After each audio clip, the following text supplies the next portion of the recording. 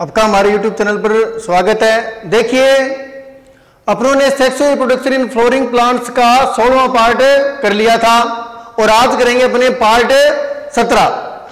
और मैं आपको पर परागण हेतु पुष्प में पाए जाने वाले अनुकूलन बता रहा था। पर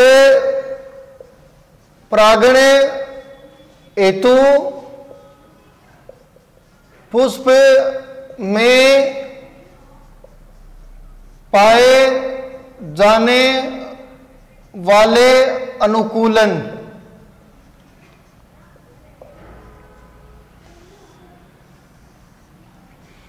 और दो अनुकूल मैंने आपको बता दिए थे। पहला अनुकूलन बताया था एक लिंगता,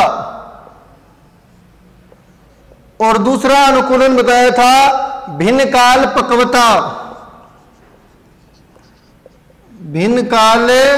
पक्वता,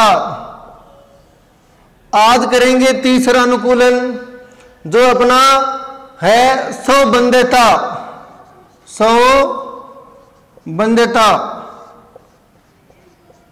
सेल्फ स्टेरिलिटी,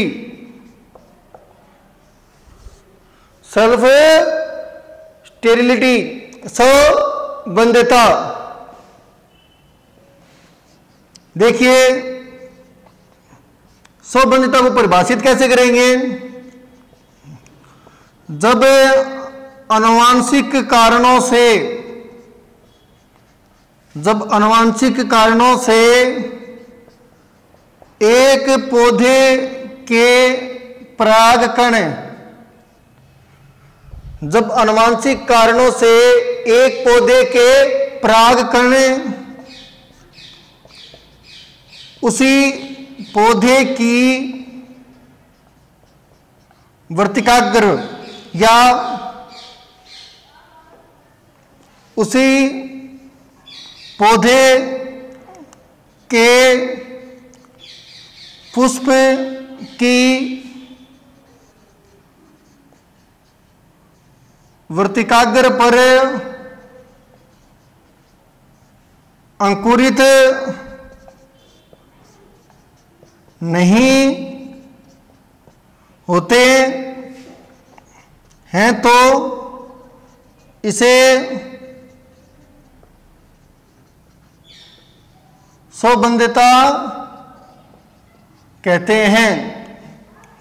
जब आनुवांशिक कारणों से एक पौधे के परागकण उसी पौधे के पुष्प की वर्तिकाग्र पर अंकुरित नहीं होते हैं तो इसे स्वबंध्यता कहते हैं। ठीक है, देखिए आनुवांशिक कारणों का क्या मतलब है। देखिए, जो परागकण है उसकी सतह पर प्रोटीन मिलती है और जो वर्तिकाग्र है ये अपनी वर्तिकाग्र होगी। ठीक है, ये वर्तिकाग्र होगी यानी स्टिग्मा, और ये अपना परागकण हो गया। और ये परागकण किस पर गिरता है? अभी जो स्टिग्मा है उसकी सरफेस पर गिरता है। तो देखिए, प्रोटीन से पोलन ग्रेन की सतह पर मिलती है, विशेष प्रकार की प्रोटीन पोलन ग्रेन की सतह पर मिलती है, और जो वर्तिकाग्र है उसकी सतह पर भी विशेष प्रकार की प्रोटीन से मिलती है।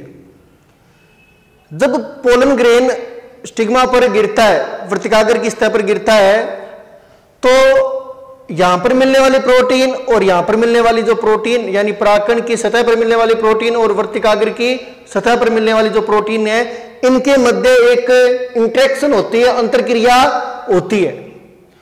और ये अगर अंतरक्रिया अनुकूल है तो परागकण अंकुरित होता है और परागनलिका बनती है और उसके बाद में निषेचन होता है। और ये अंतरक्रिया यानी इंटरेक्शन अनुकूल नहीं है या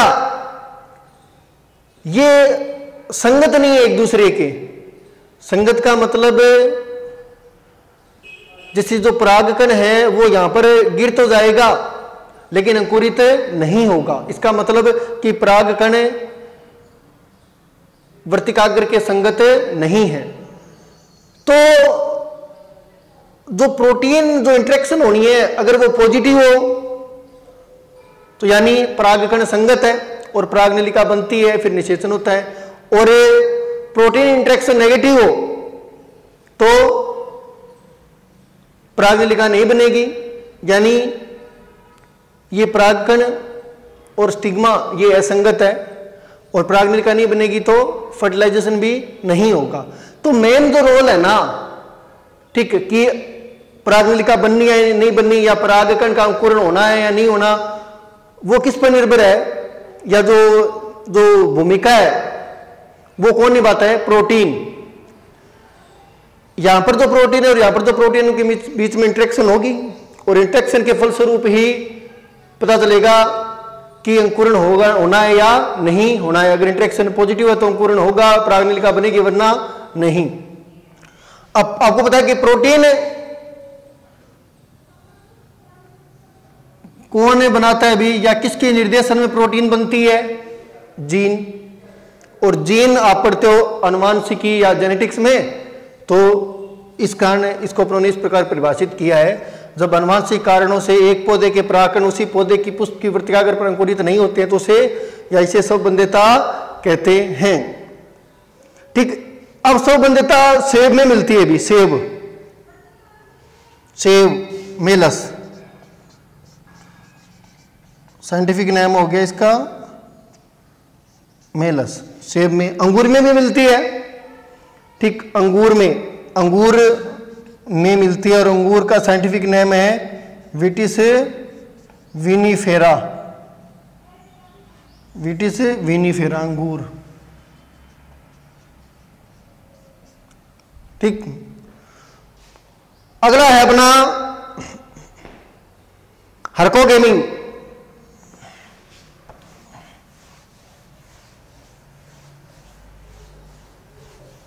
अगला जो अनुकूलन है, 3 अनुकूलन अपने हो गए हैं।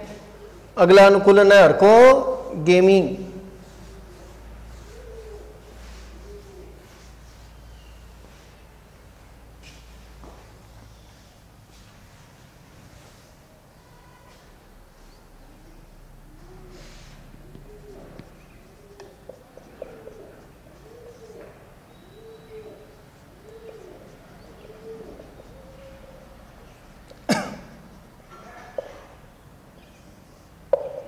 देखिए इसमें क्या है, जब प्राकृतिक संरचनात्मक अवरोध के कारण, जब प्राकृतिक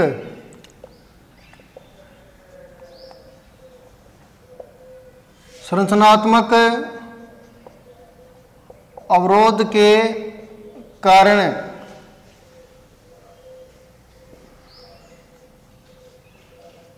एक ही पुष्प के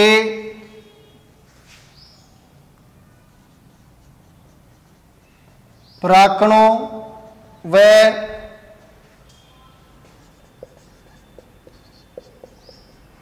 वर्तिकाग्र के मध्य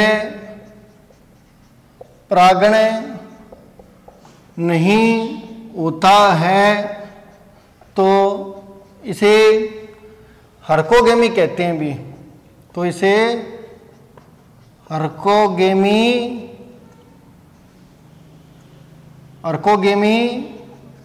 कहते हैं। जब प्राकृतिक संरचनात्मक अवरोध के कारण एक ही पुष्प के परागकणों में वर्तिकाग्र के मध्य परागण नहीं होता है तो इसे हर्कोगेमी कहते हैं। ठीक है, उदाहरण है इसका कैरियोफिलेसी कुल।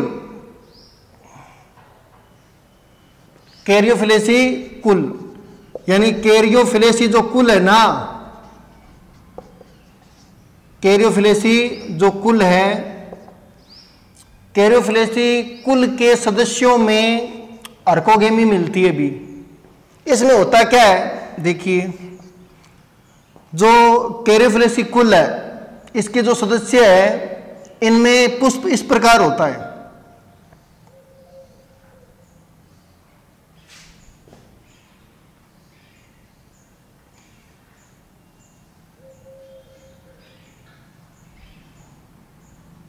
पुंकेसरों की लंबाई कम है और वर्तिका की लंबाई ज्यादा है। ठीक है, तो इस कारण यहां पर जो परागकण मुक्त होंगे वो यहां तक नहीं पहुंच पाएंगे, क्योंकि पराग कोषों से जो वर्तिकाग्र है उसकी दूरी काफी अधिक हो गई है। ठीक, तो ये है हरकोगेमी, कैरियोफ्लेसी कुल के सदस्यों में मिलती है। ठीक, और इसमें क्या है कि जो कैरियोफ्लेसी कुल के जो पौधे होते हैं उनमें वर्तिका की लंबाई पुंकेसरों से अधिक होने के कारण इनके मध्य परागण नहीं हो पाता है। अगला अपना विषम वर्तिकात्व नंबर 5, ये नंबर 4 था। विषम वर्तिकात्व नंबर 5 है अपना, विषम वर्तिकात्व, इंग्लिश में कहते हैं हेटेरोस्टाइली,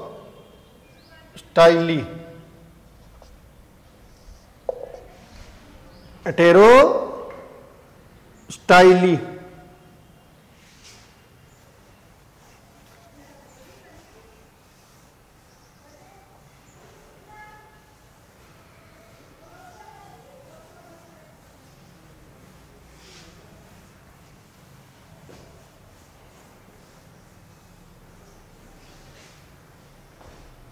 देखिए इसमें क्या होता है अभी,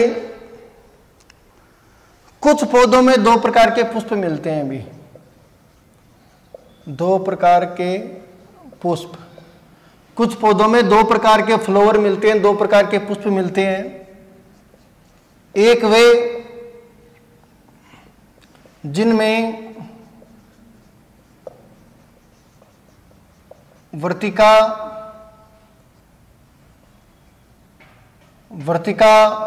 लंबी होती है और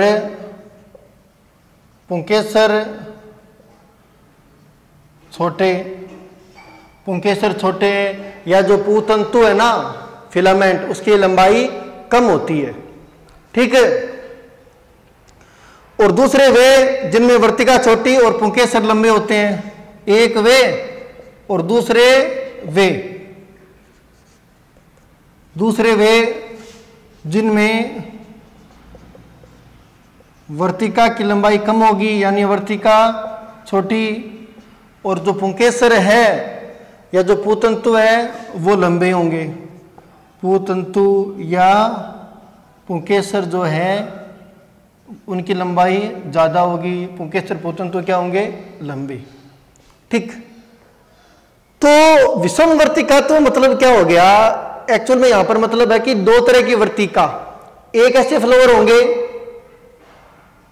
एक तो ऐसे फ्लावर जिनमें वर्तिका क्या होगी, लंबी, और दूसरे वो जिनमें वर्तिका छोटी। और जिनमें वर्तिका लंबी होगी तुलनात्मक रूप से उनमें पुंकेसर की लंबाई या पूतंतु की लंबाई कम होगी, और जिनमें वर्तिका छोटी होगी तुलनात्मक रूप से उनमें पूतंतु या पुंकेसर क्या होंगे, लंबी होंगे। तो इसको कहते हैं अपने विषम वर्तिकात्व। ठीक, तो जब इस प्रकार की व्यवस्था मिलती है ना, तो भी स्वपरागण के जो अवसर है वो कम हो जाते हैं और परपरागण की संभावनाएं बढ़ जाती है। इसी कारण विषम वर्तिकात्व जो है ना वो परपरागण हेतु एक अनुकूलन है। अब ये मिलता किसमें भी, वो देखिए अपने प्रिमरोज में मिलता है। प्रिमरोज प्लांट है, प्रिमरोज, इसमें ये हेटेरोस्टाइली या विषम वर्तिकात्व देखने को मिलता है। एक बात और, ये जो पुष्प है ना जिनमें वर्तिका लंबी पुंकेसर छोटे, इनको कहते हैं पिनआइड, और इनको कहते हैं थर्मआइड। ठीक, इनकी टेक्निकल टर्म है भी ये पिनआइड और थर्मआइड। उदाहरण हो गया प्रिमरोज, और प्रिमरोज का साइंटिफिक नेम है प्रिम्यूला वल्गेरिस। प्रिमरोज का साइंटिफिक नाम क्या है, प्रिम्यूला वल्गेरिस। ठीक, आगे देखिए, आगे आपके परपरागण का महत्व है, परपरागण की हानियां हैं। ठीक है, तो मैं यहां पर इनके बारे में नहीं बताऊंगा क्योंकि एकदम ही सिंपल है, आप एक बार पढ़ लोगे खुद ही। ठीक है, जब आपको नोट्स अवेलेबल हो जाएंगे तब अपने आप समझ में आ जाएगा, कोई दिक्कत नहीं है इनमें। ठीक है, वैसे कुछ एक बता देता हूं मैं कि जिन पौधों में 100 बंध्यता मिलती है, अभी अगर अपने परपरागण के महत्व की बात करें, ये बता रहा हूं मैं कि जिन पौधों में 100 बंध्यता मिलती है तो उनमें परपरागण ही होता है अभी, फिर और कोई तरीका ही नहीं है परागण का, वो या ठीक कुछ और हो जाए तो फिर परपरागण ही होगा। तो एक बात तो ये हो गई। दूसरी देखिए, परपरागण से जो बीज उत्पन्न होंगे उनको जब उगाते हैं अपने तो पैदावार अच्छी होती है। परपरागित जो फसलें हैं उनमें विभिन्नताएं उत्पन्न होती है, इस तरह कुछ है। ठीक, इनको छोड़ो अपने, आगे करेंगे अपने परागण की विधियां।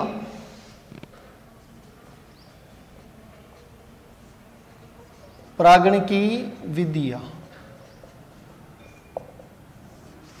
मेथड्स ऑफ पॉलिनेशन, परागण की विधियां।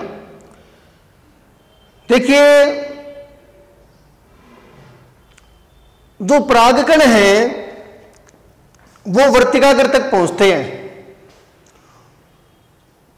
तो परागकण पराग कोश से मुक्त होंगे और वो वर्तिकाग्र तक पहुंचेंगे। किस प्रकार पहुंचेंगे? एजेंट कौन है?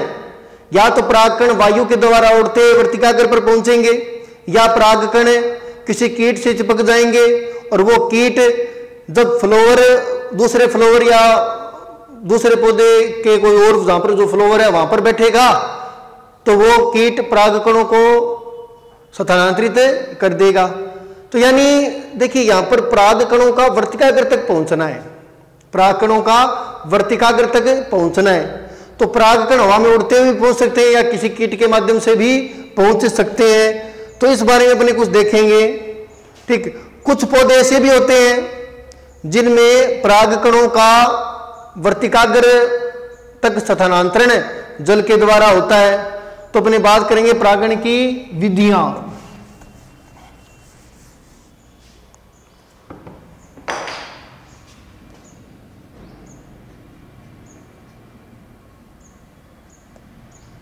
Methods of pollination.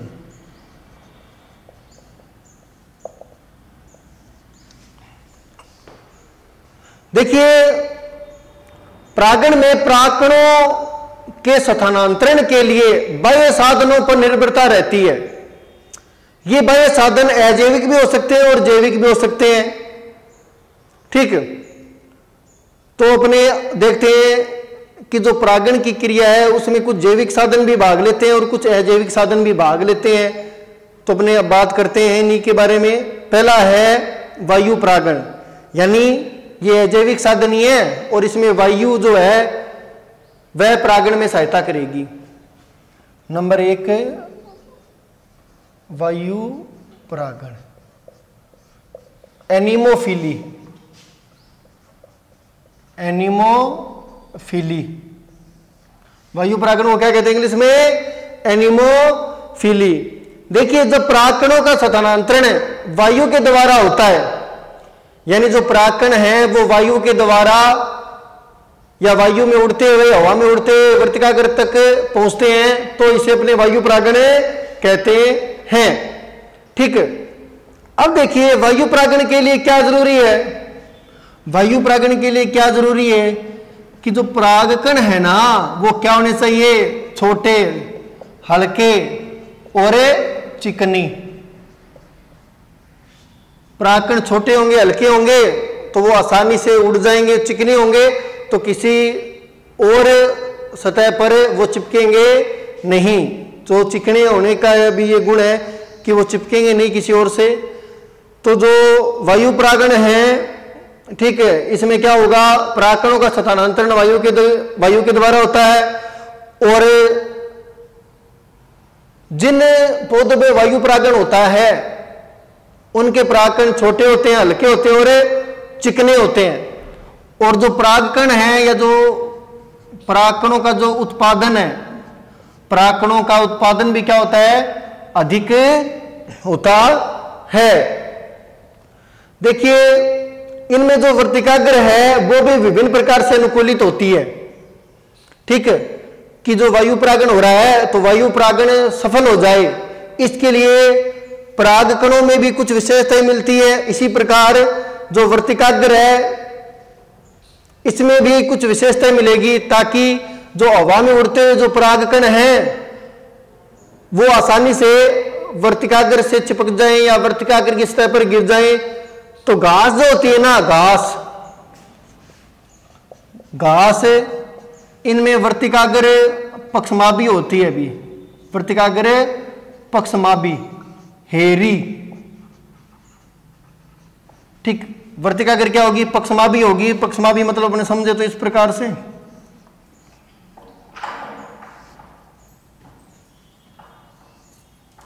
जैसे ये पक्षमाभी हो गई, तो जो परागकण है वो उड़ते हुए आएंगे और आसानी से इनमें फंस जाएंगे। ठीक है, टाइफा में जो है, टाइफा घास में तो वर्तिकाग्र पक्षमाभी होती है, हेरी। और जो टाइफा है, टाइफा इसमें वर्तिकाग्र ब्रुश के समान होती है, ब्रुश के समान। ठीक, वर्तिकाग्र कैसी होती है, ब्रुश के समान, यानी वो भी हेरी होती है टाइफा में भी। ठीक, अब देखिए जिन पादपों में वायु परागण होता है ना, उनमें एक ही पुष्प क्रम में अनेक पुष्प पाए जाते हैं। ये भी एक अनुकूलन है, एक ही पुष्प क्रम में अनेक पुष्प। कहने का मतलब है कि जिनमें वायु परागण होता है ना, उनमें आप देखोगे कि जो पुष्प है ना वो गुच्छे में लगे हुए हैं, यानी पुष्पों की संख्या काफी ज्यादा है। और पुष्प तुलनात्मक रूप से छोटे भी होंगे, लेकिन पुष्पों की संख्या क्या होगी, ज्यादा होगी, ताकि जो हवा में उड़ते हुए परागकण हैं वो किसी न किसी पुष्प की वर्तिकाग्र पर गिर जाए। यानी एक ही पुष्प क्रम में अनेक पुष्प लगे हुए होंगे, जिसके कारण ये जो वायु परागण है इसके सफल होने की संभावनाएं बढ़ जाती है। अगला अपना जल परागण है।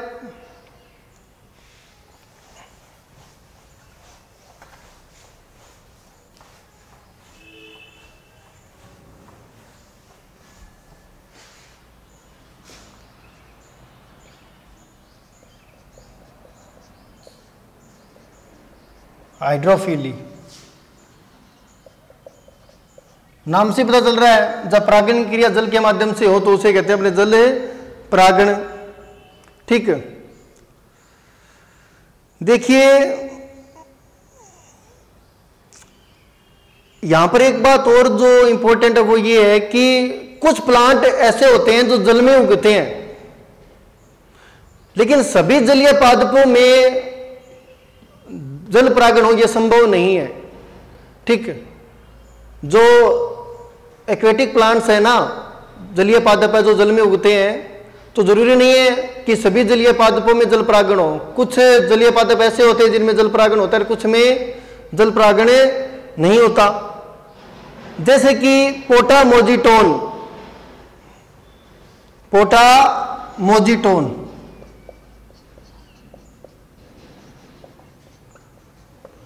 ये जलीय पादप है। वैसे तो क्या ये जलीय प्लांट है, जल में मिलता है, लेकिन इसमें वायु परागण होता है। ठीक, इसी प्रकार निम्फिया, ये भी जल में मिलता है। कमल, निम्फिया ये भी जल में मिलता है। तो इसमें तो होता है वायु परागण और इसमें होता है कीट परागण। दोनों जल में मिलते हैं लेकिन जल परागण नहीं होता। इसमें पोटामोजिटोन में वायु परागण और निम्फिया में कीट परागण। अब देखिए जल परागण दो प्रकार का होता है। भी जल परागण दो प्रकार का होता है। पहला है अधोजल परागण।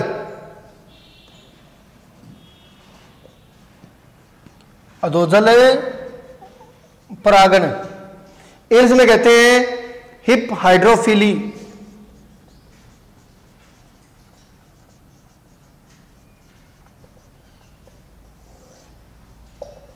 Hip hydrophily. देखिए जब परागण जल के भीतर हो, परागण की क्रिया जल के भीतर हो, कंप्लीटली जो पुष्प है ना वो जल में डूबे हुए होते हैं और जल के भीतर ही परागण होता है। जैसे कि जूस्टेरा है, ये एक प्लांट है अभी, और इसमें अधोजल परागण होता है, यानी परागण की प्रक्रिया जल के भीतर होती है। और दूसरा है सी ग्रासेस, सी ग्रासेस समुद्री घास जो है वो। और एक है अधिजल परागण, अधिजल परागण, इप हाइड्रोफिली।